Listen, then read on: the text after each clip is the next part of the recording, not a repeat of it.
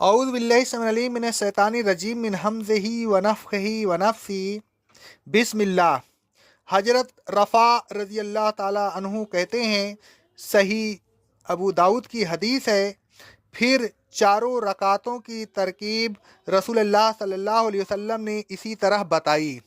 جب چوتھی رکعت کے دونوں سجدے کر چکے تو بطور تورک کے سیدھا بیٹھ جائیں، یعنی بایاں کلہا زمین پر ٹکائیں، الٹے پاؤں کو باہر نکال کر دونوں پاؤں ایک طرف کر لیں، سیدھے پاؤں کو کھڑا رکھیں۔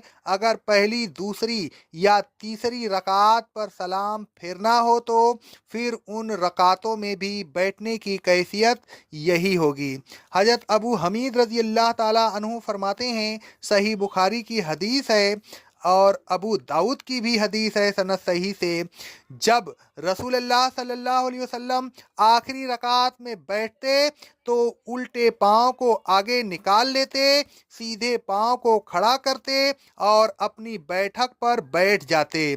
صحیح بخاری کی ہے یہ روایت۔ اور ایک روایت میں ہے کہ جب وہ رکعت ہوتی جس میں سلام پھیرا جاتا ہے تو الٹے پاؤں کو مؤخر کرتے اور بطور تورک کے الٹے کلہے پر بیٹھ جاتے۔ یہ ابو داؤد کی روایت ہے۔ پھر تشہد پڑھیں۔ تشہد کے الفاظ پہلے بیان کیا جا چکے ہیں۔ حضرت عائشہ صدیقہ طاہرہ مطہرہ رضی اللہ تعالی عنہا فرماتی ہیں، صحیح مسلم کی حدیث ہے، رسول اللہ صلی اللہ علیہ وسلم ہر 2 رکعات پر تشہد پڑھتے تھے۔ تشہد یعنی التحیات کے بعد یہ دعا پڑھیں، احسن الکلام کلام اللہ و احسن الہدی ہدی محمد صلی اللہ علیہ وسلم۔ ترجمہ: سب سے بہتر کلام اللہ کا کلام ہے اور سب سے بہتر طریقہ محمد صلی اللہ علیہ وسلم کا طریقہ ہے۔ حضرت جابر رضی اللہ تعالی عنہ فرماتے ہیں، نسائی کی حدیث ہے سند صحیح سے، تشہد کے بعد رسول اللہ صلی اللہ علیہ وسلم ہم یہ دعا پڑھتے تھے، احسن الکلام کلام اللہ و احسن الہدی ہدی محمد صلی اللہ علیہ وسلم۔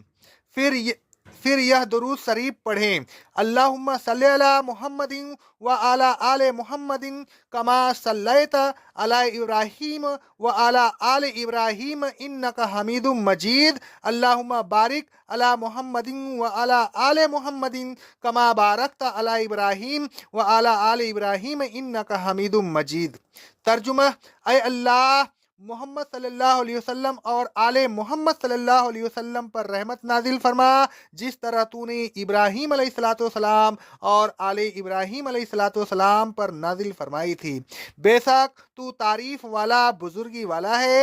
اے اللہ، محمد صلی اللہ علیہ وسلم اور آل محمد صلی اللہ علیہ وسلم پر برکت نازل فرما، جس طرح تو نے ابراہیم علیہ الصلوۃ والسلام اور آل ابراہیم علیہ الصلوۃ والسلام ہم پر نازل فرمائی تھی۔ بے شک تو تعریف والا، بزرگی والا ہے۔ حضرت کعب بن اجرہ رضی اللہ تعالی عنہ فرماتے ہیں، صحیح بخاری کی حدیث ہے، ہم نے رسول اللہ صلی اللہ علیہ وسلم سے پوچھا، اے اللہ کے رسول صلی اللہ علیہ وسلم، آپ اہل بیت پر ہم کس طرح درود بھیجیں؟ یہ تو اللہ نے بتا دیا کہ سلام کیسے بھیجیں، لیکن درود بھیجنے کا طریقہ نہیں بتایا۔ رسول اللہ صلی اللہ علیہ وسلم نے فرمایا، اس طرح کہو۔ پھر یہ دعا پڑھیں، اللہم انی اعوذ بک من عذاب الجہنم ومن عذاب القبر ومن فتنة المحیا والممات ومن شر فتنة المسیح الدجال۔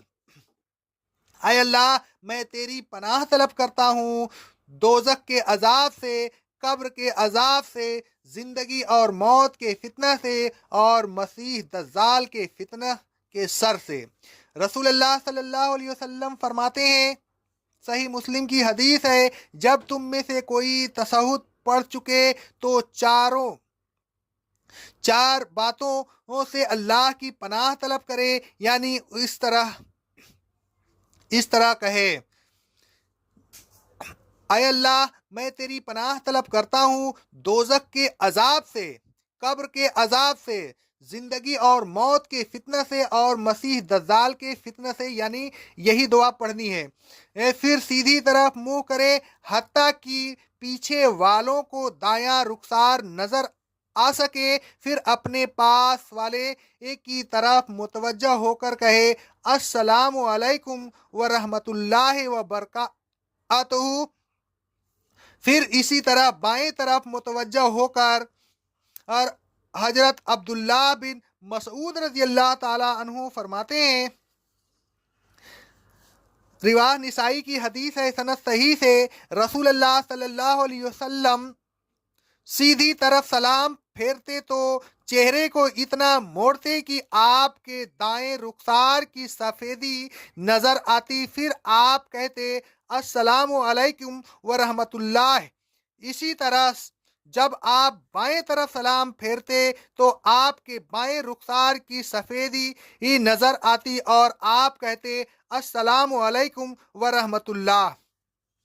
حضرت سعد رضی اللہ تعالیٰ عنہ فرماتے ہیں، صحیح مسلم کی حدیث ہے، جب رسول اللہ صلی اللہ علیہ وسلم سلام پھیرتے تو اپنے دائیں اور بائیں سلام کرتے، میں آپ کے رخسار مبارک کی سفیدی کو دیکھ لیا کرتا تھا۔ حضرت وائل رضی اللہ تعالیٰ بن حجر رضی اللہ تعالیٰ عنہ فرماتے ہیں، ابو داؤد کی حدیث ہے سند صحیح سے، میں نے رسول اللہ صلی اللہ علیہ وسلم کے ساتھ نماز پڑھی ہے، آپ دائنی طرف کہتے تھے السلام علیکم ورحمۃ اللہ وبرکاتہ، اور بائیں طرف کہتے السلام علیکم ورحمۃ اللہ وبرکاتہ۔ رسول اللہ صلی اللہ علیہ وسلم فرماتے ہیں،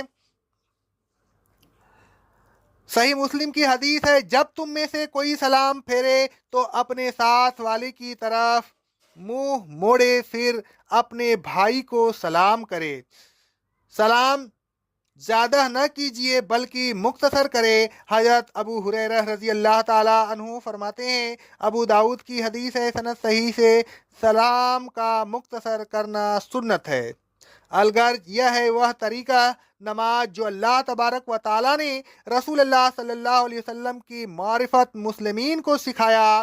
پھر اللہ تبارک و تعالیٰ نے فرمایا معلم تکونوا تعلمون، یہ وہ طریقہ ہے جس کو تم پہلے نہیں جانتے تھے۔ اے لوگوں، نماز کو ہرگز نہ چھوڑیے، اس کو اس کے وقت پر ادا کیجیے، حتیٰ کہ جنگ کے دوران بھی جس طرح ہو سکے نماز کو وقت پر ادا کرتے رہیے۔